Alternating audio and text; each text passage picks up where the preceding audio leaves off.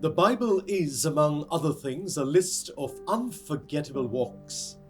The first one was taken by God Himself, who we are told used to walk in the garden in the cool of the day. But as a general rule, God asks people to walk with Him. But perhaps the most unforgettable walk of all was taken by Peter the day he got out of a boat and walked on the water. It is unforgettable not so much because of where he was walking as what he was walking on and who he was walking with. I think that when Peter went treading on the waves, he was experiencing walking at its finest. When we face life's overwhelming storms, Jesus invites us to step out in faith and keep our eyes fixed on Him rather than the crashing waves of our anxieties.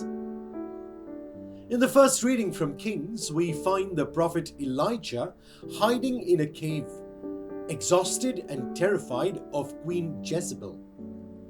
He's waiting for God to reveal Himself. He experiences a powerful wind, an earthquake, and a roaring fire, much like the chaotic challenges of our modern lives. But God is not in any of these.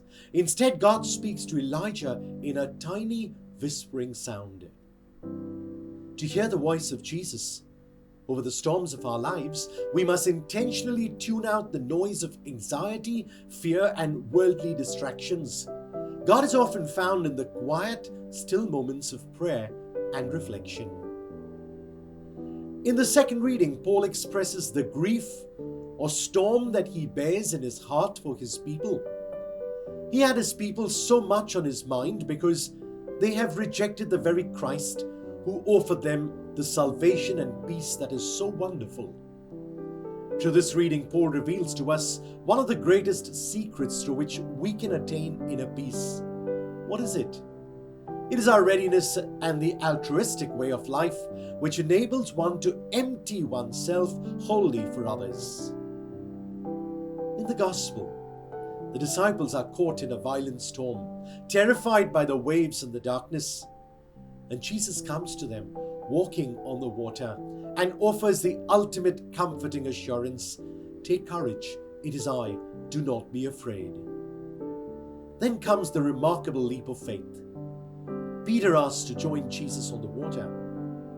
How many of us are willing to clamber out of our comfortable boats, our routines, our familiar ways, our need for total control, to step into the unknown at Christ's command?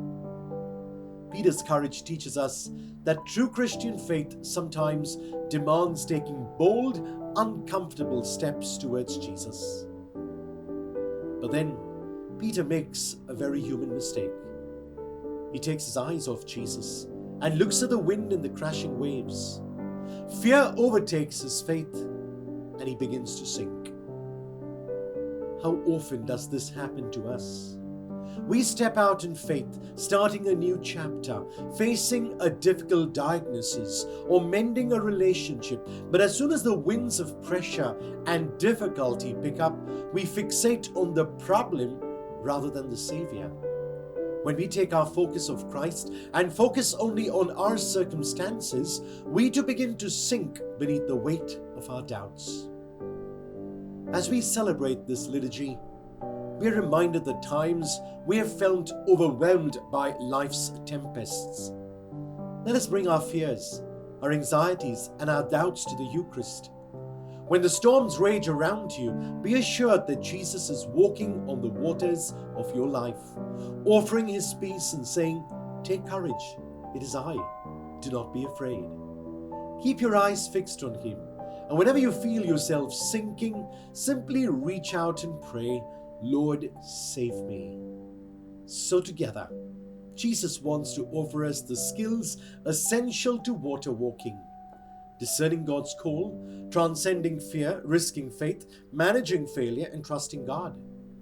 My hope is that you don't simply listen to today's reflection, but that it prompts you to say yes to God. So I invite you to go for a walk on the water. But just remember one thing: if you want to walk on water, you've got to first get out of the boat.